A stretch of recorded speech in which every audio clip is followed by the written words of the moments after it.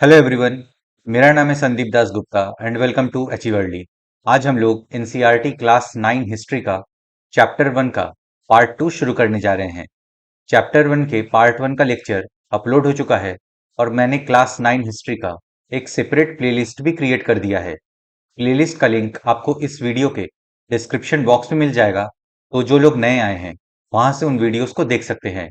मैं पढ़ाते हुए इंपॉर्टेंट पॉइंट्स को स्टार मार्क करता हुआ चलूंगा, तो अगर आप बुक से पढ़ रहे हैं आप भी उन पॉइंट्स को स्टार मार्क कर लें, या फिर अगर आप नोट्स बना रहे हैं तो अपने नोट्स में उन पॉइंट्स को लिख लें, क्योंकि वहां से क्वेश्चन आने के चांसेस ज्यादा होते हैं।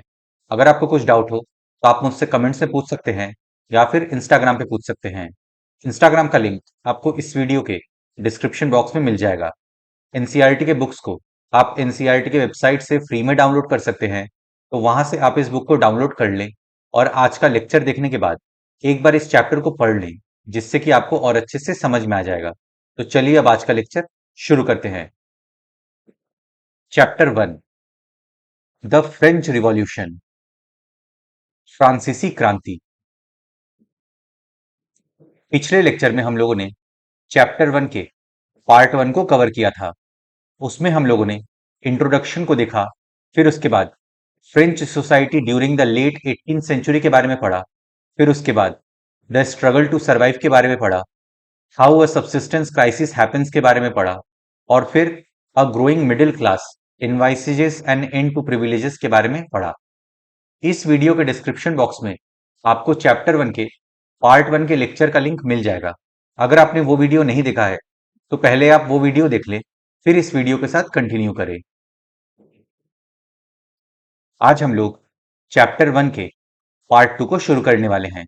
इसमें हम लोग the outbreak of the revolution के बारे में पढ़ेंगे, फिर उसके बाद France becomes a constitutional monarchy के बारे में पढ़ेंगे, और फिर the declaration of rights of man and citizen के बारे में पढ़ेंगे। तो चलिए अब आज का लेक्चर शुरू करते हैं। The outbreak of the revolution, क्रांति की शुरुआत। Louis 16 had to increase taxes for reasons you have learned in the previous section. How do you think he could have gone about doing this? पिछले भाग में आप देख चुके हैं कि किन कारणों से लुई 16 ने कर बढ़ा दिए थे। क्या आप सोच सकते हैं कि उसने ऐसा कैसे किया होगा? हमने चैप्टर 1 के पार्ट 1 में समझा था कि लुई 16 को टैक्स इंक्रीज करना पड़ा, क्योंकि एक तो जो लेंडर्स थे वे लोन पे इंटरेस्ट मांगने लगे थे, फिर सरकार के खुद के अपने खर्चे थे, जैसे आर्मी को मेंटेन करना, कोर्ट्स, गवर्नमेंट ऑफिसेस, यूनिवर्सिटीज चलाना। In France of the old regime, the monarch did not have the power to impose taxes according to his will alone. France में ओल्ड रिजीम यानी 1789 से पहले का समाज और इंस्टीट्यूशंस, तो ओल्ड रिजीम में मोनार्क को आजादी नहीं थी कि वो अपने मर्जी से टैक्स को इंपोज कर सके या फिर बढ़ा सके। प्राचीन राजतंत्र के तहत फ्रांसीसी सम्राट अपनी मर्जी से कर नहीं लगा सकता था। Rather, he had to call a meeting of the Estates General, which would then pass his proposals for new taxes. अगर मोनार्क को टैक्स बढ़ाना होता तो उसे एस्टेट जनरल की मीटिंग बुलानी पड़ती थी और उनके सामने प्रपोजल रखना पड़ता था। इसके लिए उसे एस्टेट्स जनरल प्रतिनिधि सभा की बैठक बुलाकर नए करों के अपने प्रस्तावों पर मंजूरी लेनी पड़ती थी।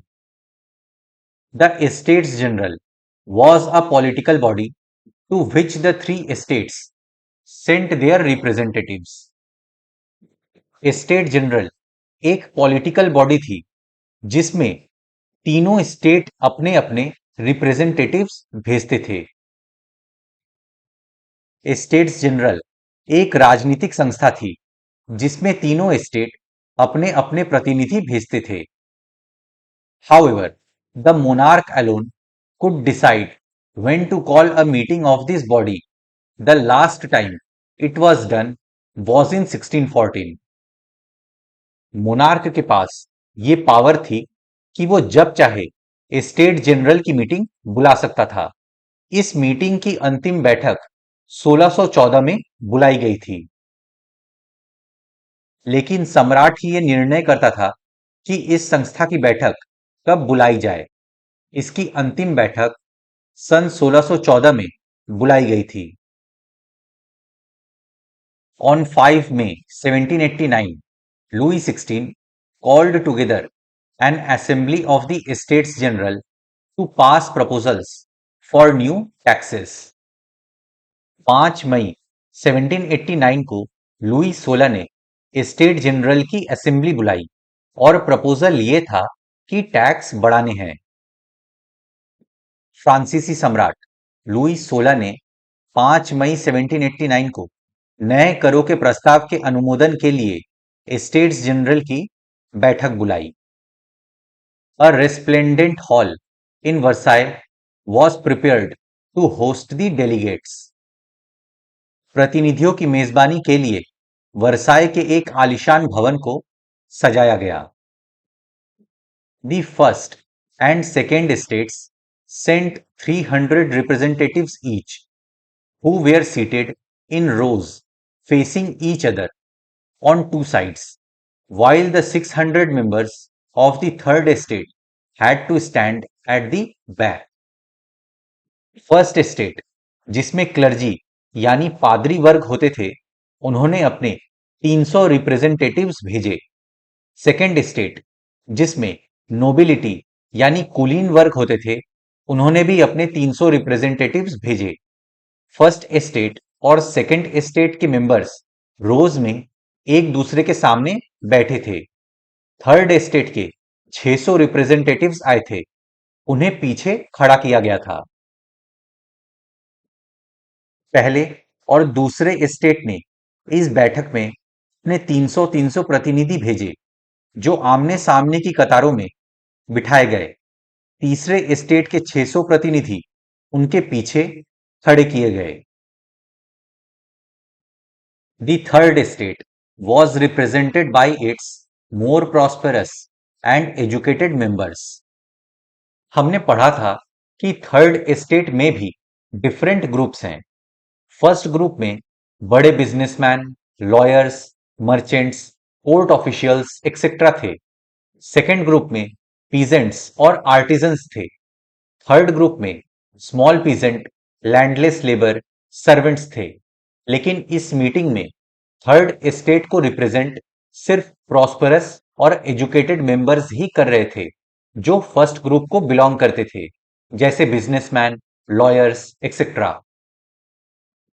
तीसरे एस्टेट का प्रतिनिधित्व इसके अपेक्षाकृत समृद्ध एवं शिक्षित वर्ग कर रहे थे।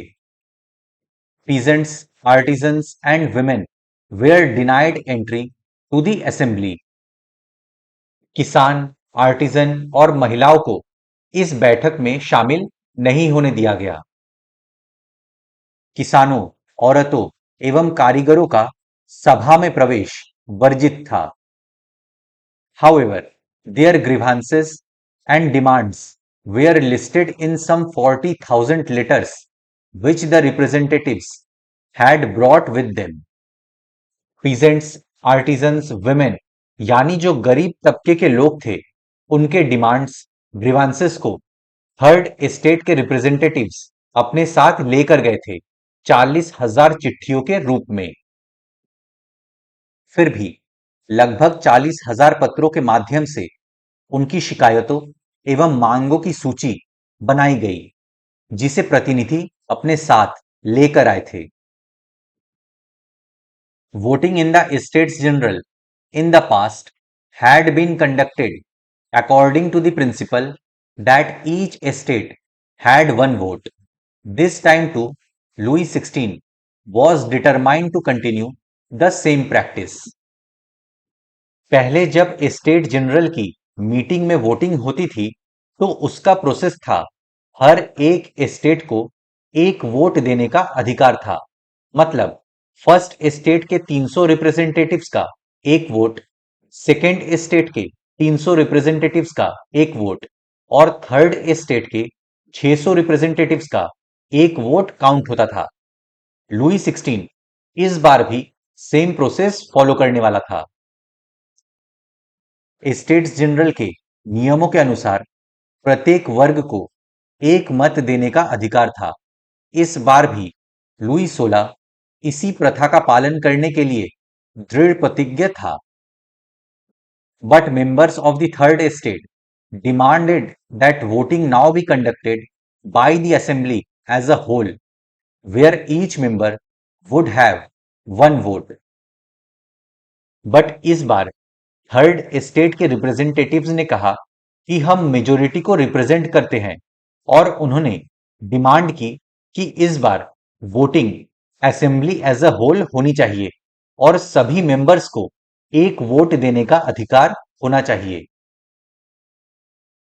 परंतु तीसरे वर्ग के प्रतिनिधियों ने मांग रखी कि अब की बार पूरी सभा द्वारा मतदान कराया जाना चाहिए, जिसमें प्रत्येक सदस्य को एक मत देने का अधिकार होगा। This was one of the democratic principles put forward by philosophers like Rousseau in his book The Social Contract. इस तरीके के वोटिंग राइट्स की जो डिमांड थी वो एक डेमोक्रेटिक प्रिंसिपल पे बेस्ड था, जिसे रूसो ने अपनी पुस्तक द सोशल कॉन्ट्रैक्ट में प्रस्तुत किया था। ये एक लोकतांत्रिक सिद्धांत था जिसे मिसाल के तौर पर रूसो ने अपनी पुस्तक द सोशल कॉन्ट्रैक्ट में प्रस्तुत किया था। When the king rejected this proposal, members of the third estate walked out of the assembly in protest. लेकिन किंग ने इस प्रपोजल को रिजेक्ट कर दिया और फिर थर्ड एस्टेट के जो रिप्रेजेंटेटिव्स थे उन्होंने प्रोटेस्ट किया और असेंबली से बाहर निकल गए। जब सम्राट ने इस प्रस्ताव को अस्वीकार कर दिया तो तीसरे एस्टेट के प्रतिनिधि विरोध जताते हुए सभा से बाहर चले गए। The representatives of the third estate viewed themselves as spokesmen for the whole French nation. Third estate के जो रिप्रेजेंटेटिव्स थे वे खुद को फ्रेंच नेशन के स्पोक्स पर्सन के रूप में मानते थे, क्योंकि वे मेजोरिटी को रिप्रेजेंट करते थे। तीसरे एस्टेट के प्रतिनिधि खुद को संपूर्ण फ्रांसीसी राष्ट्र का प्रवक्ता मानते थे। On 20 June, they assembled in the hall of an indoor tennis court in the grounds of Versailles. 20 जून को थर्ड एस्टेट के रिप्रेजेंटेटिव्स वर्साई के इंडोर टेनिस कोर्ट में जमा हुए। 20 जून को ये प्रतिनिधि वर्साई के इंडोर टेनिस कोर्ट में जमा हुए। They declared themselves a national assembly and swore not to disperse till they had drafted a constitution for France that would limit the powers of the monarch.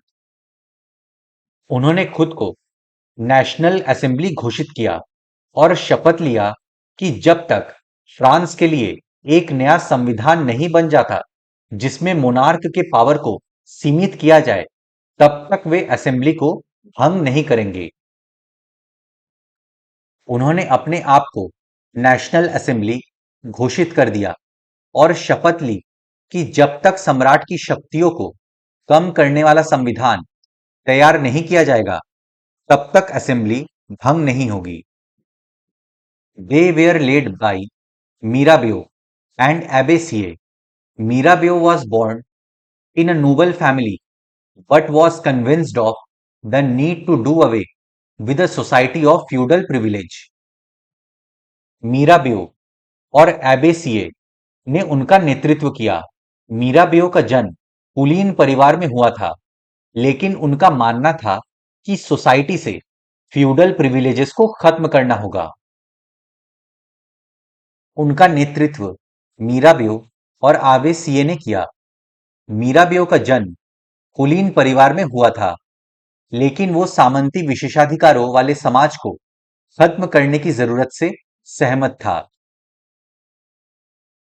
He brought out a journal and delivered powerful speeches to the crowds assembled at Versailles.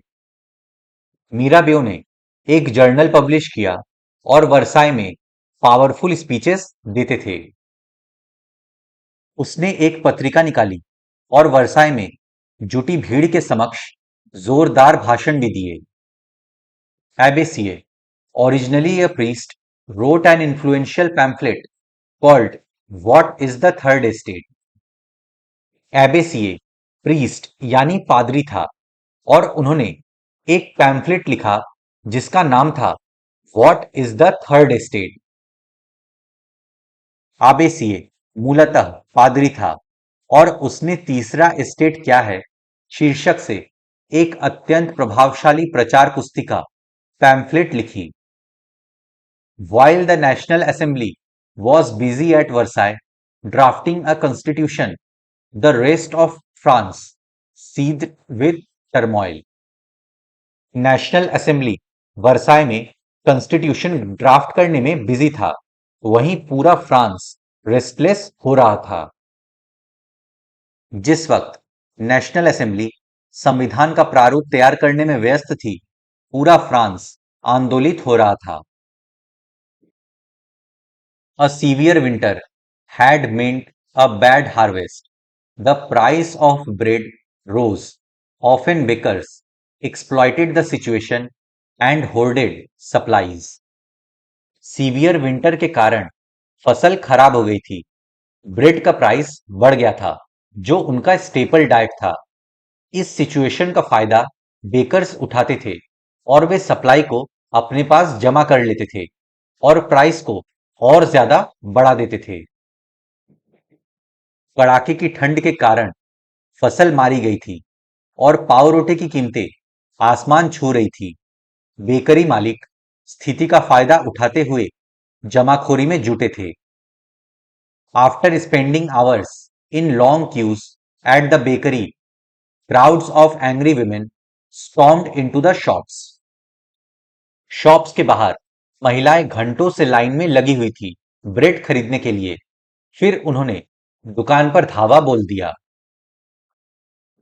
Bakery की दुकानों पर घंटों के इंतजार के बाद गुस्साई औरतों की भीड़ ने दुकान पर धावा बोल दिया। At the same time the king ordered troops to move into Paris. On 14 July the agitated crowd stormed and destroyed the Bastille. उसी वक्त किंग ने भी अपने ट्रूप्स को पेरिस में घुसने का आदेश दिया था। 14 जुलाई को लोगों ने बेस्टिल के किले पर हमला बोल दिया, क्योंकि उन्हें लगा था कि उन्हें वहां से आर्म्स एंड एम्यूनिशंस मिल जाएंगे, और फिर उन्होंने किले को तोड़ दिया। दूसरी तरफ सम्राट ने सेना को पेरिस में प्रवेश करने का आदेश दे दिया था। क्रुद्ध भीड़ ने 14 जुलाई को बास्तिल पर धावा बोलकर उसे नेस्तनाबूद कर दिया। In the countryside, rumors spread from village to village that the lords of the manor had hired bands of brigands who were on their way to destroy the ripe crops. ग्रामीण इलाकों में ये बात फैल गई कि मैनर के Lord's यानी जागीरों के मालिकों ने कुछ ब्रिगेंड्स यानी लठैत हायर कर रखे हैं जो पकी फसलों को तबाह कर रहे हैं। देहाती इलाकों में गांव-गांव ये अफवाह फैल गई कि जागीरों के मालिकों ने भाड़े पर लठैतों लुटेरों के गिरोह को बुला लिए हैं जो पकी फसलों को तबाह करने निकल पड़े हैं। Manor, an estate consisting of the lord's lands and his mansion. देखिए, जैसे भारत में जमींदार और उसकी जमींदारी होती थी, वैसे ही फ्रांस में मैनर और लॉर्ड होता था। लॉर्ड को आप एज जमींदार समझ सकते हैं और मैनर उसकी जमींदारी। तो मैनर यानी जागीर में लॉर्ड यानी स्वामी की भूमि और उसकी हवेली शामिल होती थी। जागीर एक संपत्ति जिसमें स्वामी की भूमि और उसकी हवेली शामिल होती है। Caught in a frenzy of fear, Peasants in several districts seized hoes and pitchforks and attacked Chetiu. बहुत सारे डिस्ट्रिक्ट में किसानों ने डर के मारे पिचफोक्स वगैरह उठा लिए और चैत्यू पे हमला बोल दिया। कई जिलों में भय से आक्रांत होकर किसानों ने कुदालों और बेलचों से ग्रामीण किलों, जिसको चैत्यू कहते हैं, उस पर आक्रमण कर दिए। चैत्यू कासिल और stately residence belonging to a king और अ नोबल मैन। किसी किंग का या नोबल मैन के महल को चैत्यू बोला जाता है। चैत्यू किसी राजा या कुलीन व्यक्ति का महल या आलीशान निवास। They looted, hoarded grain and burnt down documents containing records of manorial dues. किसानों ने हमला किया और होर्डेड ग्रेन्स को उन्होंने लूट लिया और मैनोरियल ड्यूज के डॉक्यूमेंट्स यानी लगान संबंधी दस्तावेजों को उन्होंने जला दिया। उन्होंने अन्न भंडारों को लूट लिया और लगान संबंधी दस्तावेजों को जलाकर राख कर दिया। A large number of nobles fled from their homes, many of them migrating to neighboring countries. बहुत बड़ी संख्या में नोबल्स अपने घर छोड़ के भाग गए और नेबरिंग कंट्रीज में माइग्रेट कर गए। कुलीन बड़ी संख्या में अपनी जागीरें छोड़कर भाग गए। बहुतों ने तो पड़ोसी देशों में जाकर शरण ली।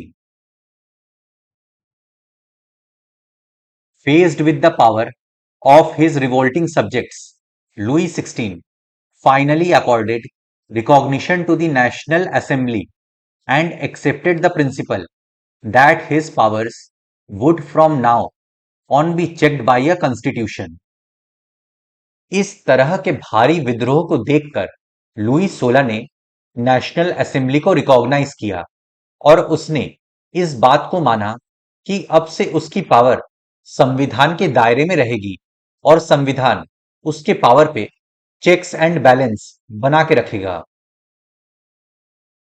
अपनी विद्रोही प्रजा की शक्ति का अनुमान करके लुई 16 ने अंततः नेशनल असेंबली को मान्यता दे दी और यह भी मान लिया कि उसकी सत्ता पर अब से संविधान का अंकुश होगा।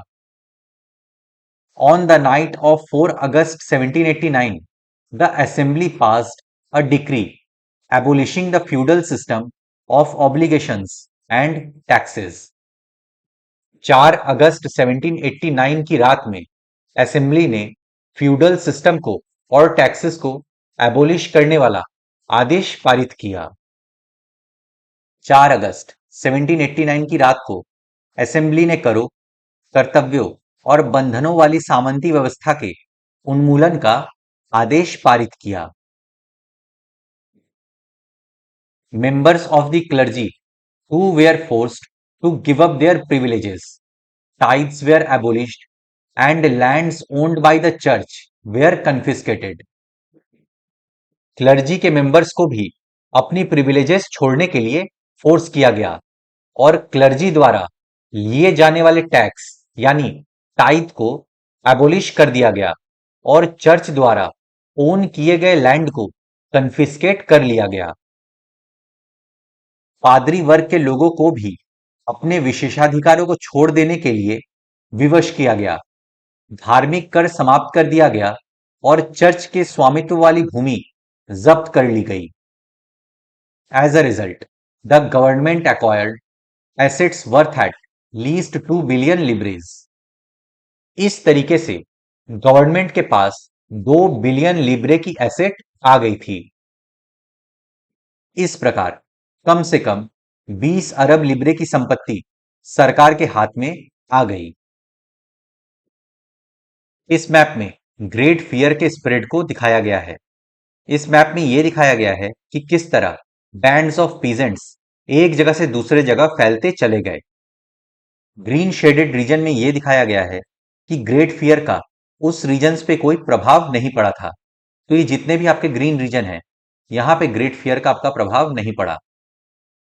फिर ये ऑरेंज जो शेडेड रीजन है, यहाँ पे areas of agrarian revolt early 1789, मतलब इन रीजन्स पे अर्ली एग्रेरियन रिवोल्ट हुआ था 1789 में। फिर ये जो डॉटेड है, ये है आपका epicentre of main panic movements.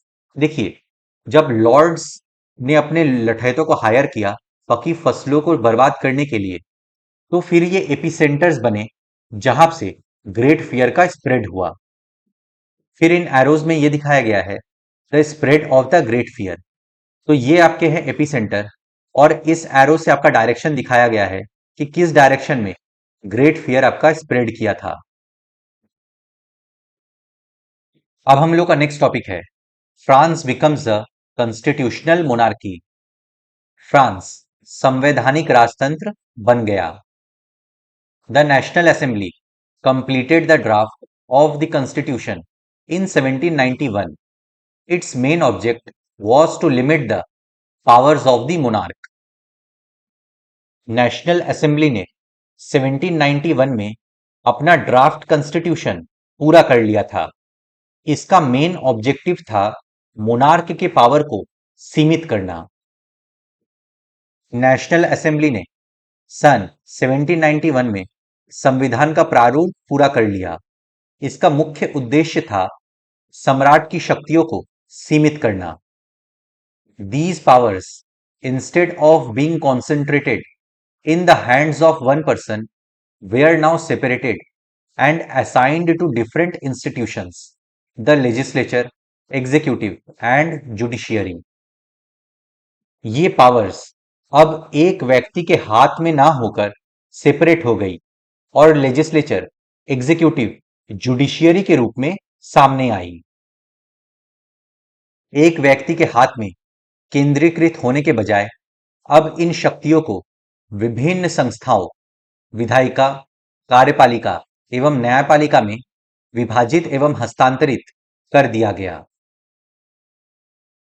This made France a constitutional monarchy. इस प्रकार फ्रांस में संवैधानिक राजतंत्र की नींव पड़ी। The constitution of 1791 vested the power to make laws in the National Assembly, which was indirectly elected. 1791 में जो संविधान बना, उसने नेशनल असेंबली को पावर दिया कि वे लॉज बना सकते हैं, और नेशनल असेंबली को इनडायरेक्टली इलेक्ट किया जाना था। सन 1791 के संविधान ने कानून बनाने का अधिकार नेशनल असेंबली को सौंप दिया। नेशनल असेंबली अप्रत्यक्ष रूप से चुनी जाती थी। That is, citizens voted for a group of electors who in turn choose the assembly.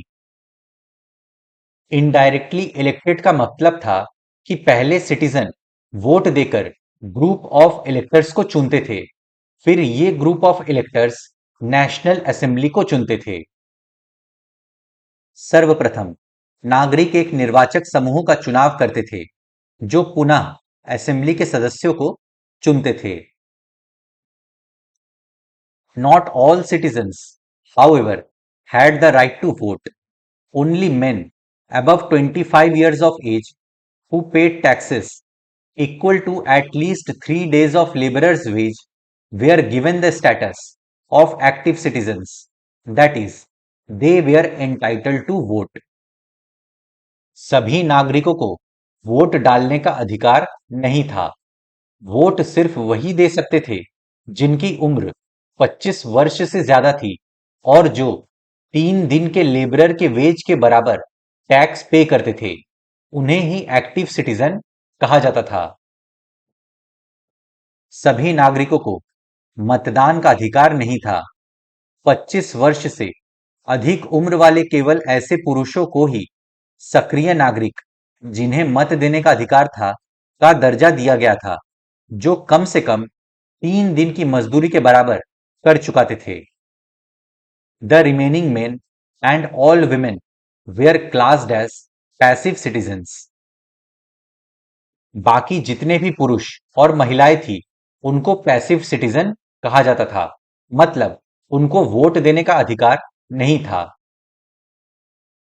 शेष पुरुषों और महिलाओं को निष्क्रिय नागरिक के रूप में वर्गीकृत किया गया था। To qualify as an elector and then as a member of the assembly, a man had to belong to the highest bracket of taxpayers. Electors के रूप में और असेंबली के सदस्य में क्वालिफाई होने के लिए, मतलब कि चुनाव लड़ने के लिए जरूरी था कि व्यक्ति टैक्स पेयर के हाईएस्ट ब्रैकेट में आए, मतलब ज्यादा टैक्स पे करे। तो इससे ये पता चलता है कि सिर्फ अमीर व्यक्ति ही इलेक्टर और असेंबली के मेंबर बन सकते थे। निर्वाचक की योग्यता प्राप्त करने तथा असेंबली का सदस्य होने के लिए लोगों का करदाताओं की उच्चतम श्रेणी में होना जरूरी था। The constitution began with a declaration of the rights of man and citizen। संविधान की शुरुआत मैन और सिटीजन के डिक्लेरेशन ऑफ राइट्स के साथ हुई।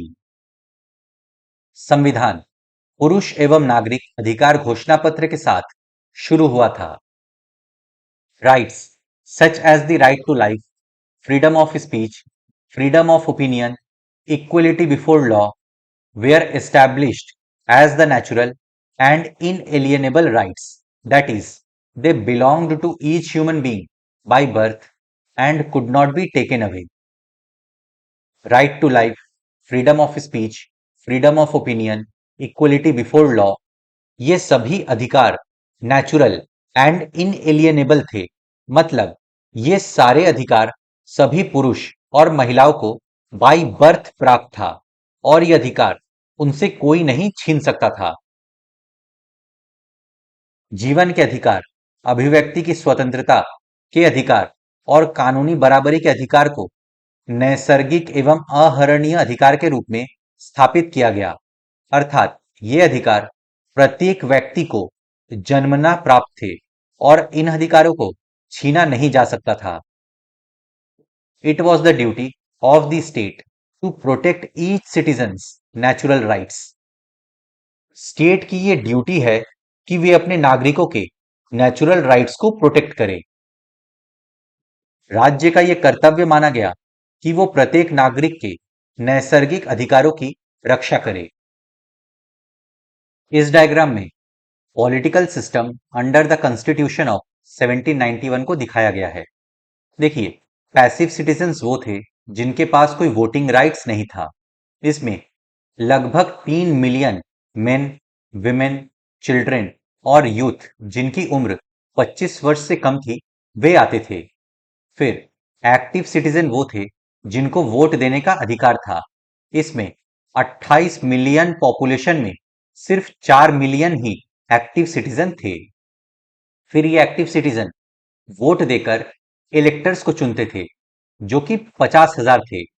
फिर ये 50,000 इलेक्टर्स वोट देकर नेशनल असेंबली को चुनते थे, जिसमें 745 मेंबर्स आते थे। तो इस वजह से ये कहा गया है कि नेशनल असेंबली इनडायरेक्टली इलेक्ट होती थी। फिर नेशनल असेंबली मिनिस्टर पे और किंग पे अपना कंट्रोल रखता था। फिर किंग नेशनल असेंबली के कुछ डिसीजंस पे वीटो लगा सकता था। फिर इन एक्टिव सिटीजन्स के पास ये भी अधिकार था कि वे जज को वोट देकर चुन सकते थे। तो यहां पे आप देख सकते हैं, इधर जुडिशियरी हो गया, फिर किंग आपका एग्जीक्यूटिव हो गया और नेशनल असेंबली आपका लेजिस्लेचर हो गया। यहां पे सेम चीज हिंदी में दिया हुआ है, इसको आप देख सकते हैं। अब हम लोग का नेक्स्ट टॉपिक है the declaration of rights of man and citizen. पुरुष एवं नागरिक अधिकार घोषणा पत्र। Men are born and remain free and equal in rights. Men free यानी स्वतंत्र पैदा हुए हैं और वे स्वतंत्र रहते हैं और उनके पास इक्वल राइट्स हैं। आदमी स्वतंत्र पैदा होते हैं, स्वतंत्र रहते हैं और उनके अधिकार समान होते हैं। The aim of every political association is the preservation of the natural and inalienable rights of man. These are liberty, property, security, and resistance to oppression. जितने भी पॉलिटिकल एसोसिएशंस बनते हैं उनका एम होना चाहिए कि आदमी के नेचुरल और इनएलिएनेबल राइट्स को प्रोटेक्ट करे और प्रिजर्व करे। ये अधिकार हैं right to liberty, right to property, right to security, resistance to oppression. तो ये पॉलिटिकल एसोसिएशन इन अधिकारों को प्रोटेक्ट करे। हर एक राजनीतिक संगठन का लक्ष्य आदमी के नैसर्गिक एवं अहरणीय अधिकारों को संरक्षित रखना है। ये अधिकार हैं स्वतंत्रता, संपत्ति, सुरक्षा एवं शोषण के प्रतिरोध का अधिकार। The source of all sovereignty resides in the nation. No group or individual may exercise authority that does not come from the people. सोवरिनिटी का सोर्स उस नेशन से आता है, मतलब लोगों से आता है। कोई भी ग्रुप या इंडिविजुअल ऐसे पावर्स को, ऑथोरिटी को एक्सरसाइज नहीं कर सकता जिसको लोगों द्वारा, जनता द्वारा स्वीकृति ना मिली हो। समग्र संप्रभुता का स्रोत राज्य में निहित है। कोई भी समूह या व्यक्ति ऐसा अनाधिकार प्रयोग नहीं करेगा जिसे जनता की सत्ता की स्वीकृति ना मिली हो। Liberty consists of the power to do whatever is not injurious to others. Liberty यानी स्वतंत्रता का मतलब है आप कोई भी काम कर सकते हैं बशर्ते उस काम से किसी को नुकसान ना पहुंच रहा हो। स्वतंत्रता का आशय ऐसे काम करने की शक्ति से है जो औरों के लिए नुकसानदेह ना हो। The law has the right to forbid only actions that are injurious to society. कानून सिर्फ उन्हीं एक्शंस को फॉरबिड करेगा जो सोसाइटी को नुकसान पहुंचाते हैं। समाज के लिए किसी भी हानिकारक कृत्य पर पाबंदी लगाने का अधिकार कानून के पास है। Law is the expression of the general will. All citizens have the right to participate in its formation, personally or through their representatives. All citizens are equal before it. Law एक जनरल विल यानी सामान्य इच्छा को express करता है, मतलब जो लोगों की इच्छा है कानून वैसे ही बनाए जाएंगे, लेकिन इस बात का ध्यान रखा जाएगा कि सोसाइटी को नुकसान ना पहुंचे। कानून के फॉर्मेशन में लोग पार्टिसिपेट कर सकते हैं, पर्सनली या फिर रिप्रेजेंटेटिव्स के द्वारा। कानून की नजर में सभी नागरिक बराबर हैं। कानून सामान्य इच्छा की अभिव्यक्ति है। सभी नागरिकों को व्यक्तिगत रूप से या अपने प्रतिनिधियों के माध्यम से इसके निर्माण में भाग लेने का अधिकार है। कानून की नजर में सभी नागरिक समान हैं। No man may be accused, arrested or detained except in cases determined by the law. Law के अनुसार किसी को अरेस्ट किया जा सकता है, डिटेन किया जा सकता है। कानून सम्मत प्रक्रिया के बाहर किसी भी व्यक्ति को ना तो दोषी ठहराया जा सकता है और ना ही गिरफ्तार अथवा नजरबंद किया जा सकता है। Every citizen may speak, write and print freely. He must take responsibility for the abuse of such liberty in cases determined by the law. हर नागरिक को बोलने का, लिखने का, प्रिंट करने का अधिकार है। वो स्वतंत्र है, लेकिन उसे ये जिम्मेदारी उठानी होगी कि वो इस स्वतंत्रता का दुरुपयोग ना करे, और अगर वो ऐसा करता है तो लॉ के अनुसार उसे पनिश किया जा सकता है। प्रत्येक नागरिक बोलने, लिखने और छापने के लिए आजाद है, लेकिन कानून द्वारा निर्धारित प्रक्रिया के तहत ऐसी स्वतंत्रता के दुरुपयोग की जिम्मेदारी भी उसी की होगी। For the maintenance of the public force and for the expenses of administration, a common tax is indispensable. It must be assessed equally on all citizens in proportion to their means. Public force के maintenance के लिए और administration के लिए एक common tax लगाना होगा, but ये टैक्स लोगों के आय के अनुसार डिसाइड किया जाएगा। सार्वजनिक सेना तथा प्रशासन के खर्च चलाने के लिए एक सामान्य कर लगाना अपरिहार्य है। सभी नागरिकों पर उनकी आय के अनुसार समान रूप से कर लगाया जाना चाहिए। Since property is a sacred and inviolable right, no one may be deprived of it unless a legally established public necessity requires it. In that case, a just compensation must be given in advance. Property एक sacred और inviolable right है और किसी से भी उसकी property नहीं छीनी जानी चाहिए। बट अगर लीगली पब्लिक नीड के लिए प्रॉपर्टी चाहिए तब राज्य वो प्रॉपर्टी एक्वायर कर सकता है, बट उसके लिए एडवांस में कंपनसेशन देना होगा। चूंकि संपत्ति का अधिकार एक पावन और एवं अउल्लंघनीय अधिकार है, अतः किसी भी व्यक्ति को इससे वंचित नहीं किया जा सकता जब तक कि विधि द्वारा स्थापित प्रक्रिया के तहत सार्वजनिक आवश्यकता के लिए संपत्ति का अधिग्रहण करना आवश्यक ना हो। ऐसे मामले में अग्रिम मुआवजा जरूर दिया जाना चाहिए। देखिए, ये राइट्स प्रोवाइड तो किए गए थे, लेकिन ग्राउंड रियलिटी में बात अलग थी। गरीब तबका अभी भी परेशान था, वुमेन्स अभी भी परेशान थे, वोटिंग राइट्स इक्वल नहीं थे, इलेक्टर बनने के लिए टैक्स का कंडीशन था, तो अधिकार अभी भी अमीर लोगों के लिए ही थे। तो फ्रेंड्स, इसी के साथ हम लोग का चैप्टर 1 का पार्ट 2 समाप्त होता है। अब नेक्स्ट लेक्चर में हम लोग चैप्टर 1 के पार्ट 3 को शुरू करेंगे। उसमें हम लोग पढ़ेंगे France abolishes monarchy and becomes a republic के बारे में, फिर द रेन ऑफ टेरर के बारे में, और डायरेक्टरी रूल्स फ्रांस के बारे में, फिर what is liberty, two conflicting views के बारे में, फिर उसके बाद हम लोग पढ़ेंगे did women have a revolution के बारे में। फिर उसके बाद हम लोग चैप्टर 1 के पार्ट 4 को पढ़ेंगे और उसके साथ हम लोग का चैप्टर 1 समाप्त हो जाएगा। तो फ्रेंड्स, इसी के साथ हम लोग का आज का लेक्चर समाप्त होता है। मैं आशा करता हूं कि आपको सब कुछ समझ में आ गया होगा।